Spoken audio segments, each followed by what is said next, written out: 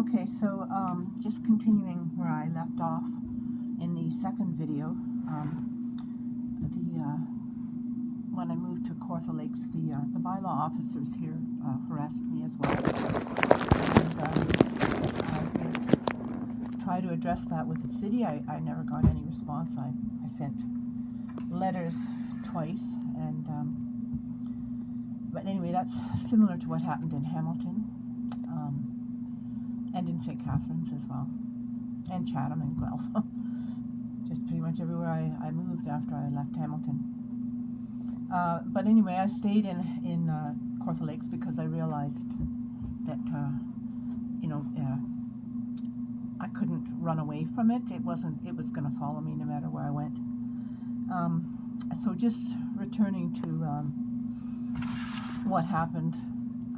I mentioned the incidents from Cortha Lakes because when I decided to try to address this again, I went to the OPP in Lindsay, and they said I had to, go through Cortha Lakes, and that I had to have an incident from Cortha Lakes. So anyway, that's why I mentioned those. Although, in and of themselves, I think they're bad enough, quite frankly. Anyway, when I was in St. Catharines, and after Brian Smith, after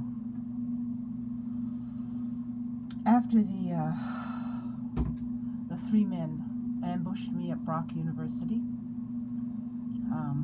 that was on April the 4th, 2002, and they came to my work, and there were three of them. They were all dressed the same. They had hoodies on, and I got in my car. I didn't see them until I got in my car, and I had just got in my car. I hadn't locked it yet, and the one guy, he comes running up and he opens the door, and my first thought was, well, they've got the wrong person. There's three of them there. I saw them. I thought, wrong, mistaken identity or something. But he reached in, he grabbed me by my chest, and he kind of threw me back and forth. He was yelling the whole time. He had his mouth open. Ah!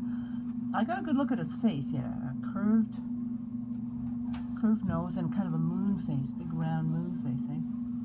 And I saw him when he ran away too. He was bow-legged. He ran like his legs were bowed. So anyway,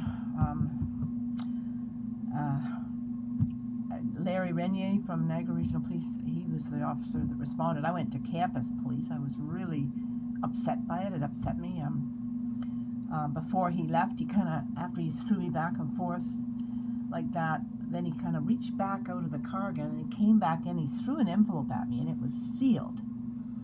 I didn't open it. I went to the campus police, and when I got to campus police, it was Officer Mila Perron, and I'd complained about her because she had said to me that she agreed with this other guy. She said, I'd like to genocide all the Jews too. The things that people felt empowered to say round about that time. Anyway,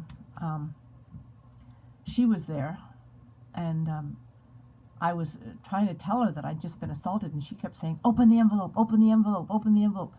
And when Larry Renier came, because I asked them to call Niagara Regional Police, and when Larry Renier showed up, he said to her, what about the envelope? And she said she didn't open it until she was here. And then I opened it at some point. I opened it in front of them.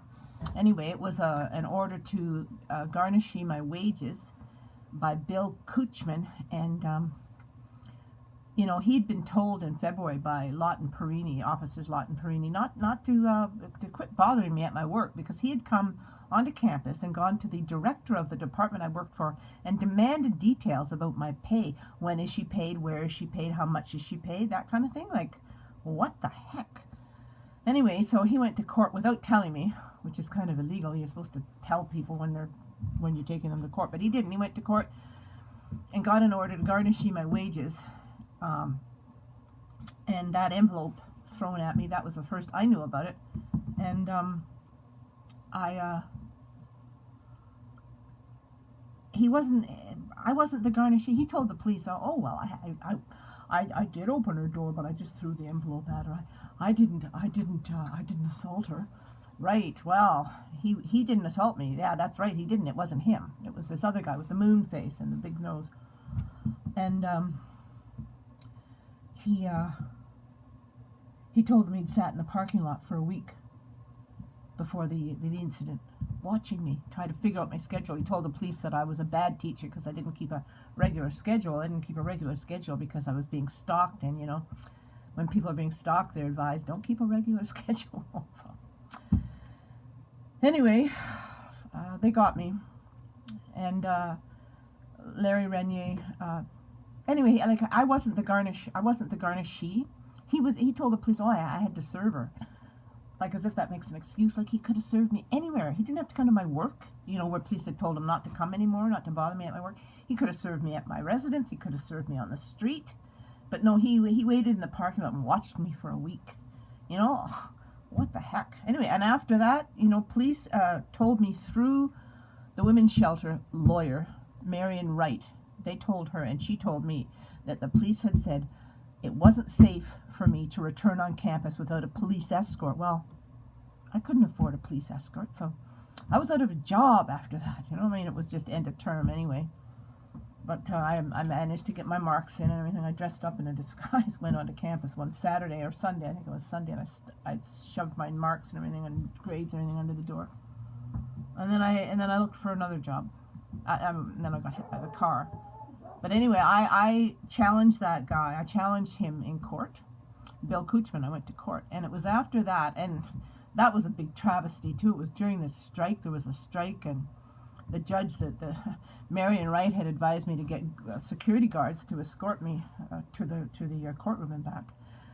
And you know, the guard said, "Is she even a real judge?" It was Sheila Marcantonio was her name, and she had been, you know, kind of deputized as a judge for during the strike. Like, she was an insurance lawyer usually. Anyway, it was a big travesty. It was like, really, well, I mean, I won't go into detail, but it was also not right.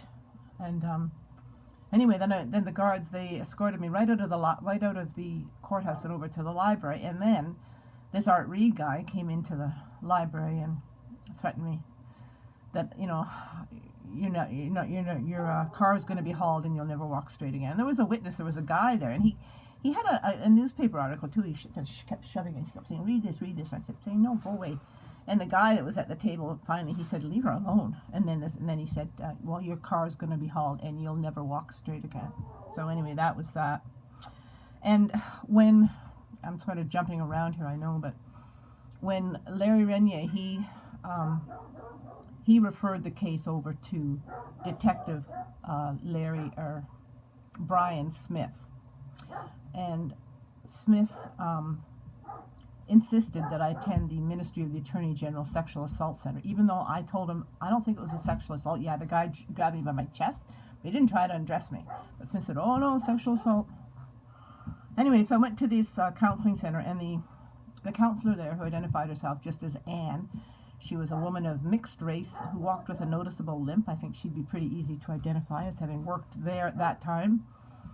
She wouldn't give me her last name. And she didn't want to talk about the assault. She said I should write a letter to the Minister of the Attorney General, ask for funding for a counseling center for disabled women. I'd be made the CEO, and she said there would be, quote, a lot of money in it for you. And she said all I'd have to do in exchange would be to sign a waiver to agree to protect the identity of men disabling women in Niagara. And I said, no thanks. And then after that, Brian Smith, he threatened me. He said that the police, he said, if you don't shut up about what happened, police and the Crown will charge you with a criminal offense and throw you in jail. And then that's just exactly what they did. And I'm going to have to make a fourth video.